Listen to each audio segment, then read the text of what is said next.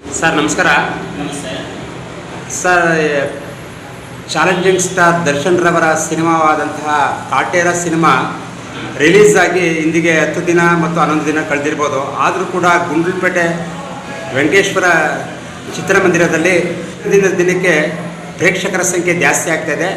ಆ ಒಂದು ಚಿತ್ರದ ಒಂದು ಪ್ಲಸ್ ಪಾಯಿಂಟು ಮತ್ತು ಮೈನಸ್ ಪಾಯಿಂಟು ಎರಡನ್ನೂ ಕೂಡ ಸೇರಿಸಿ ಅದರ ಒಂದು ಉತ್ತಮವಾದ ಸಂದೇಶವನ್ನು ವಿಮರ್ಶೆ ಮಾಡಿ ಸರ್. ಹೌದು, ಕಾಟೇರ ಇವತ್ತು ಕನ್ನಡ ಚಿತ್ರರಂಗದಲ್ಲಿ ಬಹಳ ಒಳ್ಳೆ ಸಿನಿಮಾ ಅಂತ ಹೇಳಿ ಸಾರ್ವಜನಿಕರು ಈಗಾಗಲೇ ಒಪ್ಕೊಂಡಿದ್ದಾರೆ. ನಾವು ಕೂಡ ಕಾಟೇರದ ಬಗ್ಗೆ ಸಾಮಾಜಿಕ ಜಾಲತಾಣಗಳಲ್ಲಿ ಮತ್ತು ವಾಟ್ಸಪ್ಗಳಲ್ಲಿ ಬಹಳ ಉತ್ತಮ ಪ್ರತಿಕ್ರಿಯೆ ಬರ್ತಾ ಇದೆ. ಇಂತಹ ದರ್ಶನಂತಹ ಚಾಲೆಂಜಿಂಗ್ ಸ್ಟಾರ್ ದರ್ಶನಂತಹ ನೇಮ್ ಮತ್ತು ಬ್ಯಾನ್ ಇರ್ತಕ್ಕಂತಹ ಒಬ್ಬ ನಟ ಇಂತಹ ಸಿನಿಮಾದಲ್ಲಿ ನಟನೆ ಮಾಡಿರ್ತಕ್ಕಂಥ ನಾವು ಒಪ್ಕೊಳ್ಬೇಕು. ಯಾಕೆಂದರೆ ನಾವು ಸೌತ್ ಇಂಡಿಯಾದಲ್ಲಿ ತಮಿಳುನಾಡಿನಲ್ಲಿ ಭಾಳ ಈ ರೀತಿಯ ಗಂಭೀರ ವಿಚಾರಗಳನ್ನು, ಜಾತಿಯ ವಿಚಾರಗಳನ್ನು ಮತ್ತು ಅಸ್ಪೃಶ್ಯತೆ ಅಂತ ಮತ್ತು ಮರ್ಯಾದೆ ಅಂತ ಪ್ರಕರಣಗಳ ಎಳೆ ಇಟ್ಕೊಂಡು ಸಿನಿಮಾಗಳು ಬಂದಿತ್ತು. ಪಾರಂಜಿತ್ ಆಗಲಿ, ವೆಟ್ರಿಮರನ್ ಆಗಲಿ, ಮತ್ತು ಮ್ಯಾನುವೆಲ್ ಆಗಲಿ, ಇದೆಲ್ಲರೂ ಒಳ್ಳೆಯ ಸಿನಿಮಾಗಳನ್ನು ಮಾಡಿದ್ರು. ಆದರೆ ನಮ್ಮ ಕನ್ನಡದಲ್ಲಿ ತರುಣ್ ಸುಧೀರ್ ಅವರು ಭಾಳ ಇಂತಹ ಒಂದು ಗಂಭೀರ ವಿಚಾರಗಳಲ್ಲಿ ಇಟ್ಕೊಂಡು ಅಸ್ಪೃಶ್ಯತೆ ಮತ್ತು ಮರ್ಯಾದೆ ಅತ್ಯಂತ ಪ್ರಕರಣಗಳು ಮತ್ತು ಜಾತಿ ವ್ಯವಸ್ಥೆ, ಕ್ರೌರ್ಯ ಮತ್ತು ಉಳ್ಳವರ ತತ್ವ ಇಂತಹ ಸಬ್ಜೆಕ್ಟ್ ಇಟ್ಕೊಂಡು ಒಳ್ಳೆಯ ಸಿನಿಮಾವನ್ನು ನಮ್ಮ ಕನ್ನಡ ಚಿತ್ರೋದ್ಯಮಕ್ಕೆ ಕೊಟ್ಟಿರ್ತಕ್ಕಂಥದ್ದನ್ನ ಎಲ್ಲರೂ ಒಪ್ಕೊಳ್ಬೇಕಾದಂಥದ್ದು. ಯಾಕೆಂದರೆ ಇವತ್ತು ಏನು ಅದರ ಚಿತ್ರಕಥೆ ರಚನಾಕಾರ ಇದ್ದಲ್ಲ, ಯಾರೋ ನಮ್ಮ ಜಡೇಶ್ ಹಂಪಿ ಅವರು ಒಳ್ಳೆಯ ಉತ್ತಮವಾದ ಕಥೆಯನ್ನು ರಚನೆ ಮಾಡಿದ್ದಾರೆ. ಮತ್ತು ಇದಕ್ಕೆ ಈ ಸಿನಿಮಾಕ್ಕೆ ಜೀವಾಳ ಅಂದರೆ ಸಂಭಾಷಣೆ, ಪ್ರತಿ ಒಂದು ಮಾತು ಕೂಡ ಒಂದು ಎಲ್ಲರನ್ನೂ ಅಂತ ತಟ್ಟಿ ಎಳಿಸುತ್ತೆ. ಅಂಥ ಒಂದು ಗಂಭೀರ ಸಂಭಾಷಣೆ ಇದೆ ಈ ಸಿನಿಮಾ. ಯಾಕೆ ಇಷ್ಟು ಜನಪ್ರಿಯತೆಯನ್ನು ಪಡ್ಕೋತು ಮತ್ತು ಮೊದಲನೇ ವಾರದಲ್ಲೇ ಹೈಲೈಟ್ ಆಗಿ ಇವತ್ತು 100 ಕೋಟಿ ಬಾಚಿರ್ತಕ್ಕಂಥದ್ದನ್ನು ನಾವು ಗಮನಿಸಿದ್ದೀವಿ.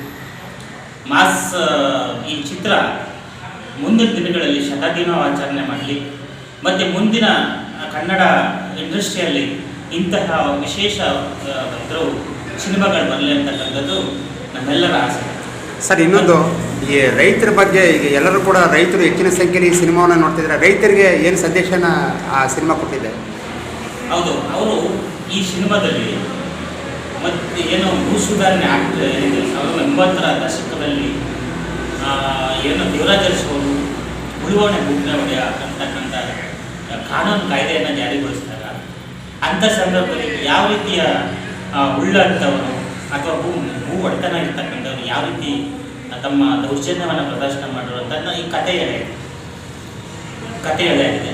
ಇಲ್ಲಿ ನಾವು ಒಬ್ಬ ಮನುಷ್ಯ, ತಳ ಸಮುದಾಯದ ಮನುಷ್ಯ ಭೂ ಒಡೆತನ ಹೊಂದಬೇಕಾದ್ರೆ ಎಷ್ಟು ಕಷ್ಟ ಬೀಳ್ತಾನೆ ಮತ್ತು ಈ ಊರಿನ ಸಾಮಾಜಿಕ ವ್ಯವಸ್ಥೆ ಎಷ್ಟು ಗೌರವದಿಂದ ನೋಡುತ್ತೆ ಮತ್ತು ಇದೆಲ್ಲ ಮತ್ತು ಒಂದು ಇವತ್ತಿಗೂ ಸಹ ಮರ್ಯಾದೆ ಹತ್ಯೆ ಪ್ರಕರಣ ಅಂದರೆ ಅಂತರ್ಜಾತಿ ವಿವಾಹ ಆದರೆ, ಅಂತರ್ಧರ್ಮ ವಿವಾಹ ಆದರೆ ಒಪ್ಕೊಳ್ಳುವಂಥ ಸಮಾಜ ಇವತ್ತು ಇದೆ. ಈ ಎಲ್ಲದ ವಿಚಾರಗಳು ಇವತ್ತಿಗೂ ಸಹ ಒಂದು ಕನ್ನಡ ಹಿಡಿದ ಸಮಾಜಕ್ಕೆ ಕನ್ನಡ ಹಿಡಿದಂಥ ವಿಚಾರಗಳಾಗಿದೆ. ಈ ಸಿನಿಮಾದಲ್ಲಿ ದರ್ಶನ್ ಅವರು ಕುಲುಮೆ ಕೆಲಸ ಮಾಡ್ತಕ್ಕಂಥ ಒಂದು ಬಡ ಕುಟುಂಬದ ಒಂದು ಪಾತ್ರ ಅವ್ರಿಗೆ ಕೊಟ್ಟಿದ್ದಾರೆ. ಅವರಿಗೆ ಅವರ ಬಾಡಿ ಲ್ಯಾಂಗ್ವೇಜಿಗೆ ತಕ್ಕಂಥ ಅವರು ಈ ಒಂದು ಸಿನಿಮಾದ ಒಂದು ಪಾತ್ರವನ್ನು ನಿರ್ಧರಿಸಲು ಹಿಡಿದಿರ್ತಕ್ಕಂಥದ್ದನ್ನ ನಾವು ನೋಡ್ತೀವಿ. ಜೊತೆಗೆ ಮಾಲಾಶ್ರೀ ಅವರ ಮಗಳು ಆರಾಧನಾ ತಮ್ಮ ಮೊದಲ ಚಿತ್ರದಲ್ಲೇ ಬಹಳ ಮನೋಜ್ಞವಾಗಿ ಅಭಿನಯಿಸಿ ಒಂದು ಚಿತ್ರದಲ್ಲಿ ಮುಂದಿನ ಅವರ ಭವಿಷ್ಯದಲ್ಲಿ ಉತ್ತಮ ಅಭಿನಯಕ್ಕೆ ಹೇಳಿ ಮಾಡಿಸಿದಂಥ ಪಾತ್ರ ಆಗಿದೆ. ಇದರ ಜೊತೆಗೆ ಚಿತ್ರದಲ್ಲಿ ಇರ್ತಕ್ಕಂಥ ಶ್ರುತಿ ಆಗಿರ್ಬೋದು, ಅವಿನಾಶ್ ಆಗಿರ್ಬೋದು, ಮತ್ತು ಕುಮಾರ್ ಗೋವಿಂದ ಆಗಿರ್ಬೋದು, ಮತ್ತು ಬೀರಧರ್ ಇವರು ಇಂತಹ ನಟನನ್ನು ಬಳಸಿಕೊಂಡು ಶ್ರುತಿ ಅವ್ರ ಪಾತ್ರ ಶ್ರುತಿ ಅವರು ಈ ಹೀರೋ ಏನಿದ್ದಾರೆ ದರ್ಶನ್ ಅವರ ಅಕ್ಕನ ಪಾತ್ರ, ಅಲ್ಲಿ ಒಂದು ಅಕ್ಕನ ಪಾತ್ರದಲ್ಲಿ ಬಡ ಕುಟುಂಬದಲ್ಲಿ ಜಮೀನಲ್ಲಿ ಕೆಲಸ ಮಾಡ್ತಕ್ಕಂಥ ಸಂದರ್ಭದಲ್ಲಿ ಯಾವ ರೀತಿ ಅವ್ರ ಮೇಲೆ ಉಗ್ರ ದೃಷ್ಟಿ ಬೀಳುತ್ತೆ, ಒಬ್ಬ ಬಾಣಂತಿ ಮೇಲೆ ಯಾವ ರೀತಿ ವಕ್ರದೃಷ್ಟಿಯಲ್ಲಿದ್ದಾಗ ನಾಯಕ ನಟ ಎಷ್ಟು ತಮ್ಮ ಭಾಷೆ ನಡೆ ಎಲ್ಲ ಕಟುವಾಗಿದೆ ಅಂತಕ್ಕಂಥ ತಿರುಳು ಈ ಕಥೆಯಲ್ಲಿದೆ. ಕಾಟೇರ ಒಂದು ಸಾಮಾಜಿಕ ವ್ಯವಸ್ಥೆ ಒಳಗಡೆ ಬಹಳ ಗಟ್ಟಿಯಾಗಿ ನಿಲ್ತಕ್ಕಂಥ ಸಿನಿಮಾ ಕಥಾವಸ್ತು ಇದೆ.